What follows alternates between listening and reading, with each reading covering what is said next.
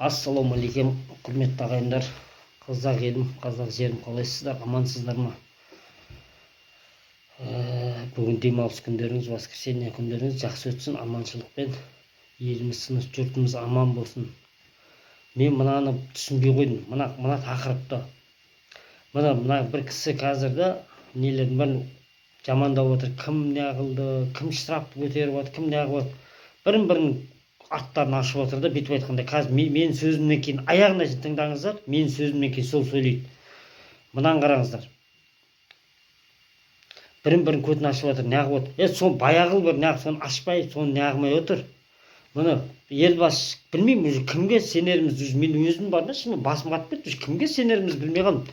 Елбасшымыз Тоқаев мырза, тірі болсаңыз, халықтың алдына басыңыз шығарып бір әу деп сөйлеңізші, айналып кетейік сізден. Бір тірі болсаңыз, кеудеңізде жаныңыз болып тұрса, шығып халықтың алдына сөйлесеңізші, бірдеңе айтсаңызшы. Үндемей отырмай ана жерде. Нағылған елбасшы болып отырсың өрде. Кімнің сөзін сөйле, кімге неғыларымыз, сенеріміз білмей қалдық қой өзі. Шынымен да, мына TikTok дегенде бәле болды үші. Осы TikTok деген бар ма? TikTok деген адамның бәрін қырып бітетін болды уже. Мына TikTok бар ма? Анау бізде айтады ғой, қазаққа соғыс ашудың қажеті жоқ. Өздерімен өздерін қырып таутылтамыз деген сөздер бар, бір сөздер. Сол рас кеп жатыр ғой. Саған ешкім қытайларың бар ма? Саған соғысты жаулаймын деген ол рас. Әдейі осыны ашып қойды, бірін-бірін не істеп жатқан, бірін-бірін неғып жатқан көріп отырып, бірін-бірімен қырылып, бірін-бірімен арылдасып отырсын деп. Ана қыздарымыз отыр, ана әрқайсымен ырбыңдап. Міне, бірін-біріміз қырып отыр осы TikTok-тың арқасында. Осы TikTok жоқ қыз осындай нәрселер болушы ма еді, өздері ойлаңдаршы. Бұндай нәрсе жоқ еді ғой. Шілей бұндай жауыздық жоқ еді ғой. Осы TikTok ашылғалы сол болды ғой, ағайындар. Мына TikTok-ты жабылып құртпаса болмайды. Қыздарымыздың мынау бүлініп кетті. Мынау қазір уже 15-14 жасар қыздардың көбісі уже бүйтіп қарап отырсаңшы, уже жігіт қарап, жігіт неғылып отырады. Сендер, ой, мен қызым деп отырсыңдар. Әкесін аусы, сендер бояндырып қоясыңдар, ой, киіндіріп, баяғыда өздерің жас кезінде сондай кездерінде қайтып киініп жүрсеңдер, айтыңдаршы. Мынандай юбка, мынандай көйлек бояндырып қоясыңдар, кішкентай қызды. Конечно, любой жігіт оны одан кейін айналдырады, неғылады, қыздығын құртады, сөйтіп барып жүресіңдер. Ой, бай, қызым қабат болып қалды, ананы соттату керек, мынаны соттату керек деп. Ол еркектер соттатпау керек. Сол ата-анасы соны бояндырып, киіндіріп, рұқсат беріп отқан ата-анасын бірінші соттату керек. Ата-анасын сөйтіп киіндірген үшін. Сөйтесіңдер да, мына жақта еркектің бәрін сөйтіп жауыз қылып шығасыңдар.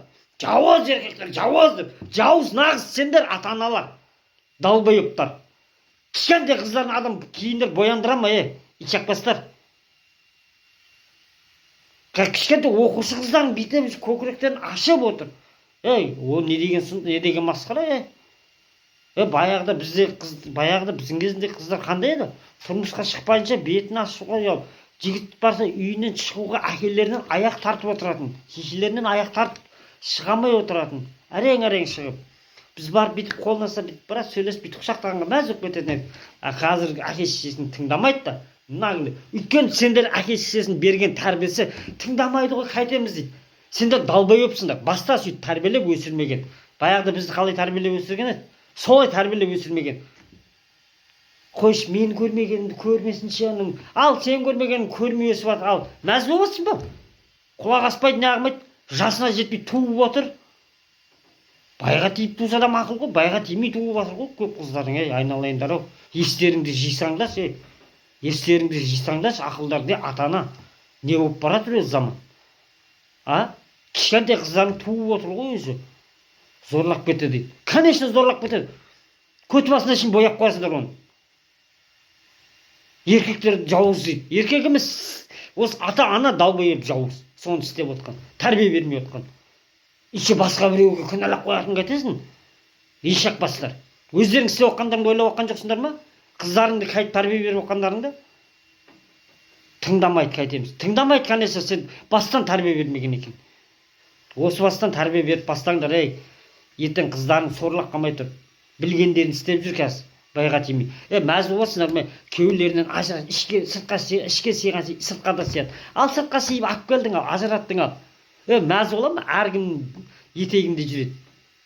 Әр еркектің етегінде жүреді. Саған жұмыс істеп жатырмын деп кетеді. Ой, менің қызым жұмыс істеп жатыр. Ой, бала шағасына сұрап отыр. Міне бала шағасына сұрап отыр.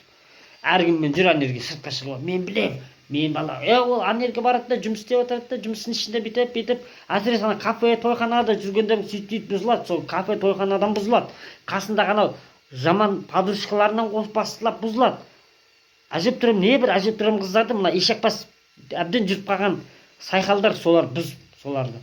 Одан да жаман болсын, жақсы болсын, күйеуімен өссін да, бала шағаң тірі жетім қыласыңдар ғой, немерелеріңді, айуандар.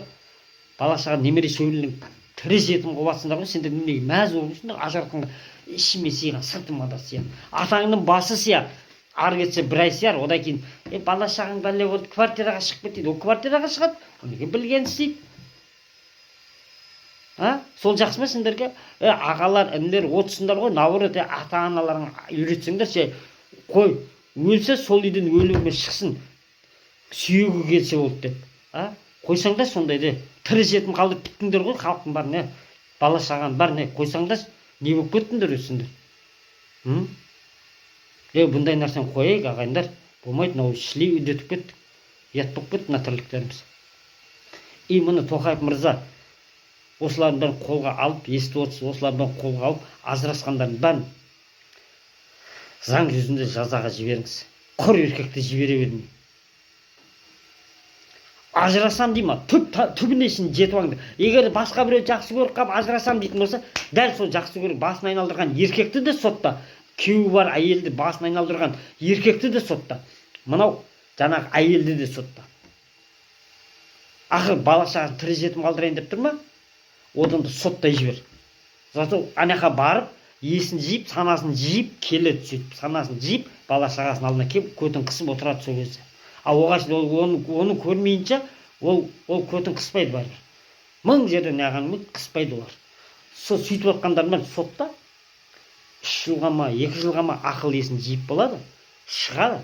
Одан кейін өзінің күйеуінің қадірін біліп, бала шағасының қадірін біліп, ары қарай отбасын алып кетеді.